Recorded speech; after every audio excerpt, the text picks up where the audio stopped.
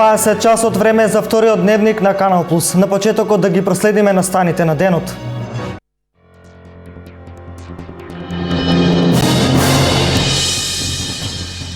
Штипскиот градоначалник Илчо Захариев и ова лето не заминува на годишен одмор. Работните обврски за него се поважни од одморот.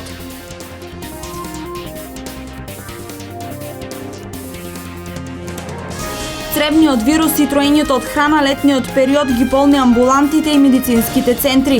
Голем број на граѓани најчесто се жалат на болки во стомакот, диареја и нагони за повраќање.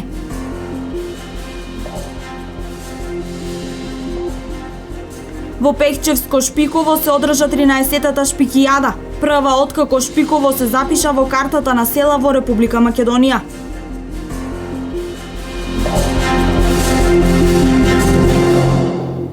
Штипјани и регионот конечно можат да здивнат од високите температури. Денес во попладневните часови Штипскиот регион беше зафатен со обилен дожд и силен ветар. До крајот на денот на повеќе места се задржа нестабилно и облачно време со поројни врнежи од дожд, грамежи и засилен ветар. Локално процесите можат да бидат поинтензивни во форма на невреме со силни електрични празнења, интензивни врнежи како и појава на град.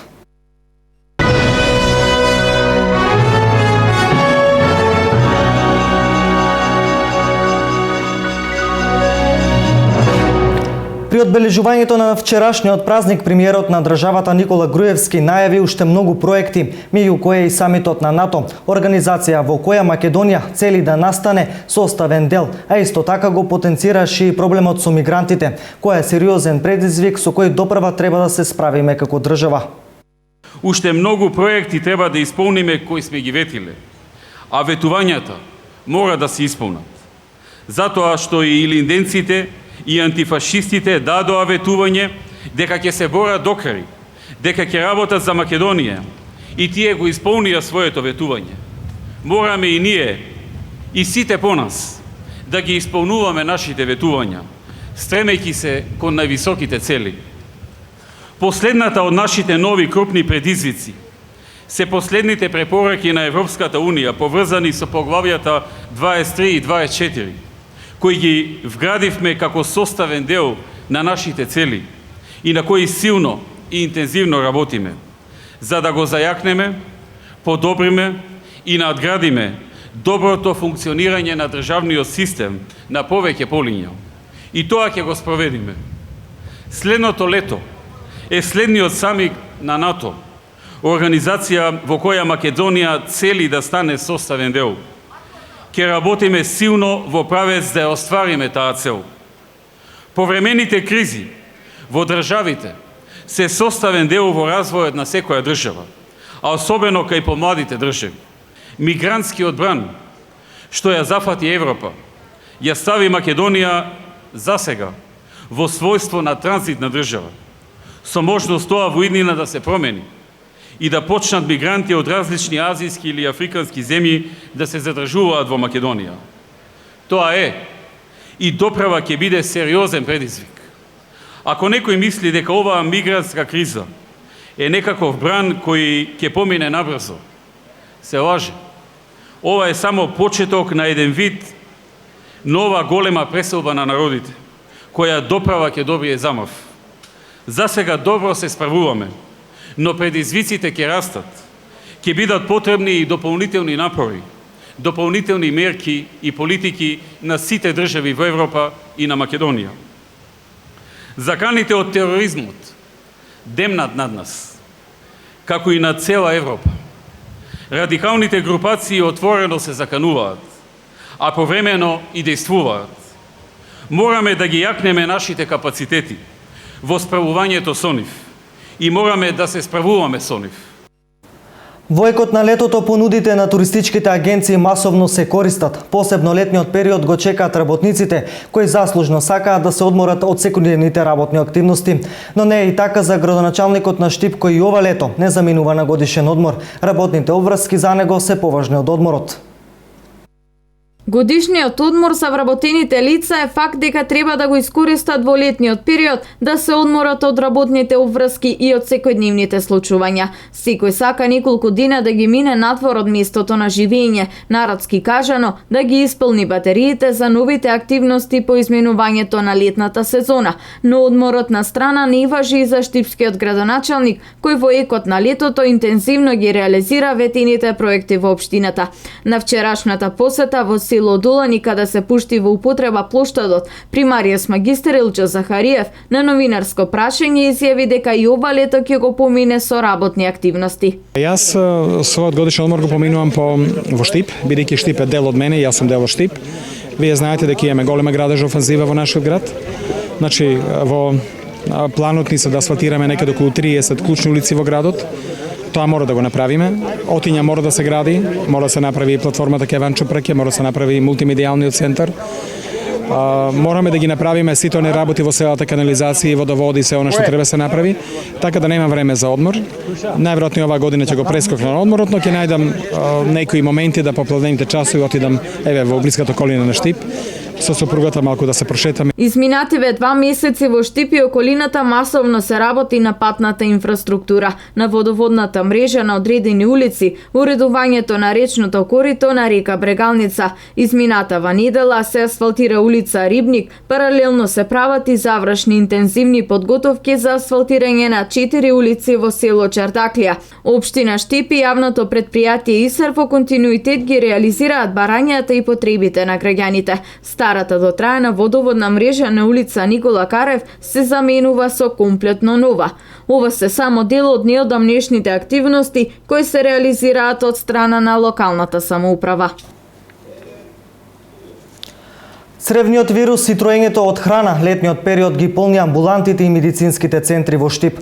Голем број на граѓани најчесто се жалат на болки во стомакот, диареја и нагони за повраќање. Лекарите препорачуваат најмногу да се внимава на овошјето и зеленчукот, а да не се јаде сувомесни производи и тешка храна која е чувана на собна температура.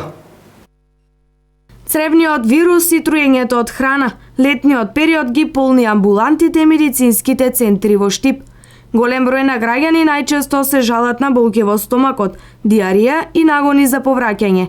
Лекарите велат дека летото е период кога вирусите најмногу напаѓаат на организмот и можат многу лесно да се прошират. Овој период кај нас се забележува поголема фреквенција на пациенти кои имаат цревна симптоматологија, дел од нив се со вирусни, дел се со бактериски цревни заболувања, а дел се со труење од храна. Лицата кои имаат цревна инфекција во главном се жалат на мачнини, нагони за повраќање и обилно повраќање во неколку наврати, чести зачестени столици, значи диареја, и тоа најчесто се водени столици кои се пратени со губење на течности и електролити и кои тражат навреме да се советува од страна на доктор и да се започне со соодветна терапија. Значи најголемите грешки сепак се прават и вообичаено доаѓаат потешки пациенти кои се занемарени, седеле дома со ваква симптоматологија, не примат течности и дојдат до потежок степен на дехидратација.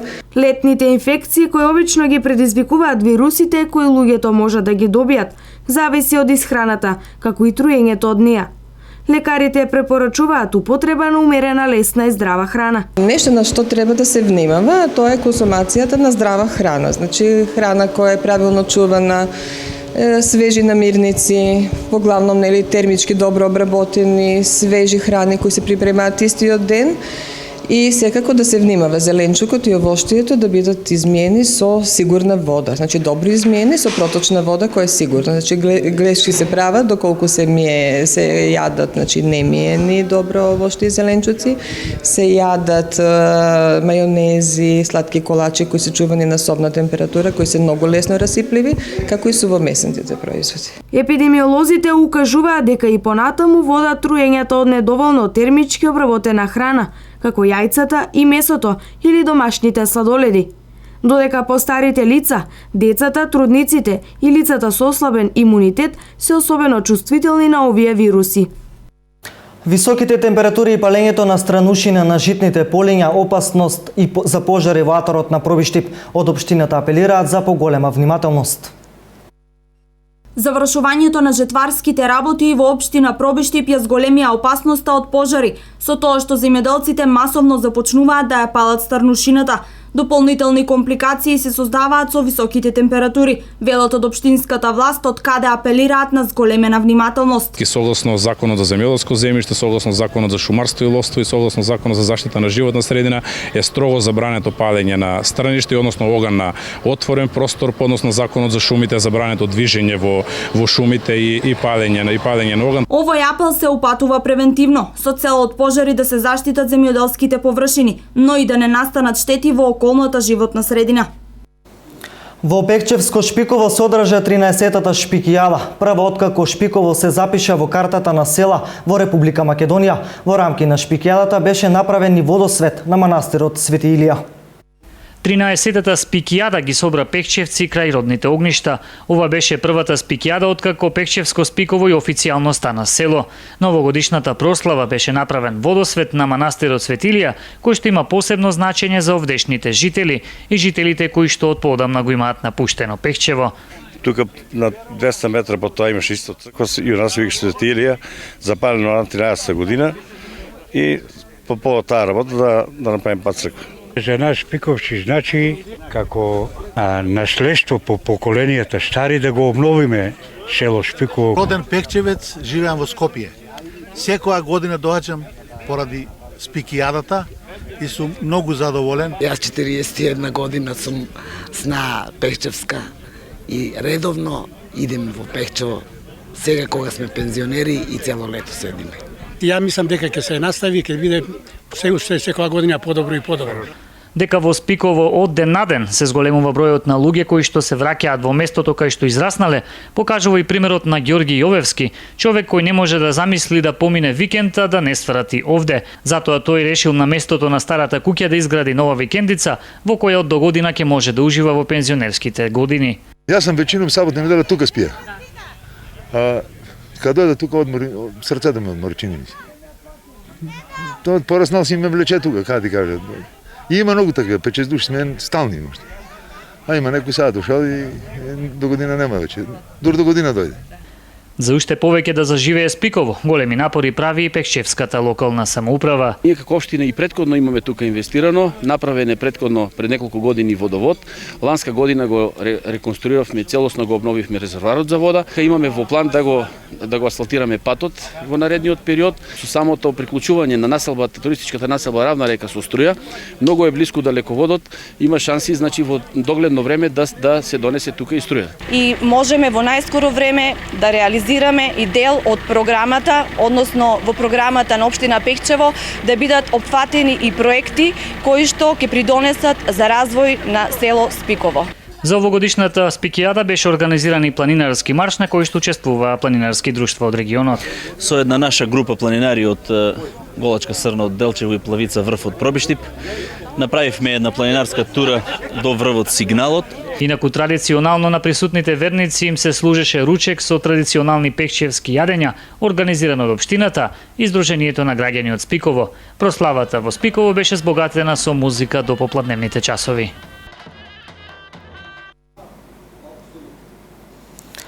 Културно-уметничкото друштво Копачка од село Драмче Делчево во рамки на Републичкиот фестивал на народни песни и игри Илинденски денови доби специјално признание за долгогодишно чување, негување и презентација на орото Копачка.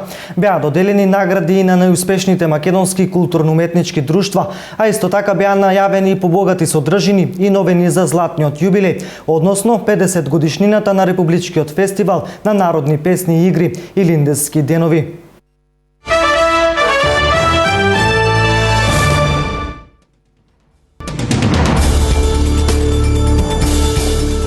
Остатоците на авионот isfрлени на брегот на островот Реунион во Индискиот океан и официјално се идентификувани како делови од Боингот 777, истиот модел на кој му припаѓаше малезискиот авион што исчезна минатата година. Верификацијата ја извеле француските власти, представници на компанијата Боинг, Американската национална управа за безбедност во сообраќајот и малезиска екипа составена од представници на Одсекот за цивилна авијација и авиопревозникот Malaysia Airlines. Во меѓувреме е пронајден и предмет што може да биде дел од вратата на исчезнатиот авион. Околу 12.000 луѓе се евакуирани или предупредени да се подготват да ја напуштат стамбената зона западно од најголемите пламени во Северна Калифорнија. Ако огновите се преселат уште повеќе на запад, загрозени се околу 5000 куќи и згради. Во моментов активни се околу 21 пожар. Многу од нив се предизвикани од гром. Од сабота поради пожарите во Калифорнија, во кои загина еден пожарникар, е прогласена воредна состојба. Француската полиција и оваа ноќ блокираше имигранти кои се обиделе да го преминат тунелот под Ла-Манш. Секоја ноќ стотици бегалци од Азија и Африка се обидуваат да го преминат евротунелот за да стигнат до Велика Британија. Од недели се обраќаат на товари патници исклучително во периодични препреки, поради обидите на мигрантите да се прикачат на товарните камиони и возови композиции. Франција и Велика Британија побараа помош од Европската Унија за да се справи со проблемот.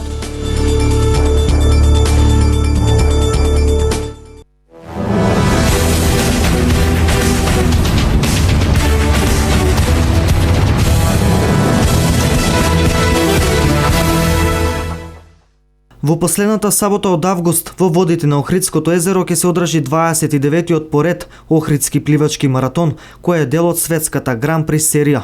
Најголемата спортска манифестација во Македонија на 29 август на едно место ќе ги собере најдобрите пливачи од светот, а 30 километарската патека Климе Савин е предпоследна на распоредот во новата сезона.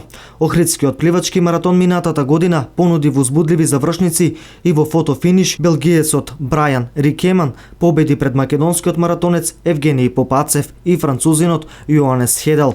Во женска конкуренција во неизвестна борба до самиот крај триумфираше Силвана Рибарова од Чешка пред аргентинката Геило. Маратонот е под покровителство на председателот на Република Македонија Ѓорги Иванов, а сериозна улога во организацијата има и општината Охрид.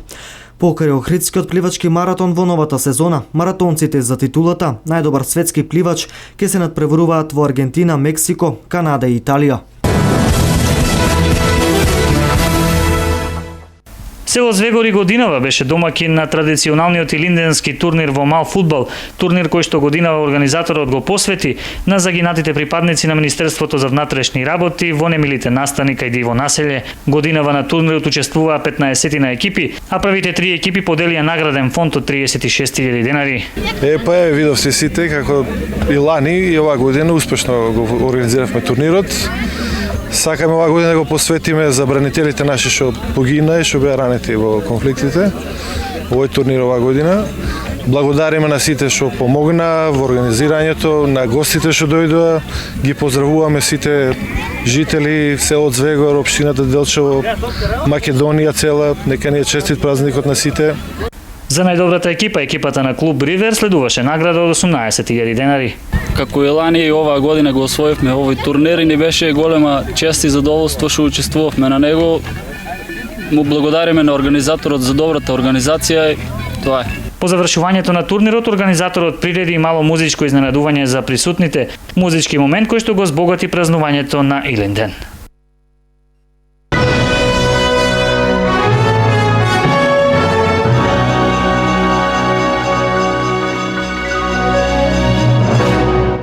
Ова е се во дневникот со нови информации. Се гледаме утре во првиот работен ден за оваа недела.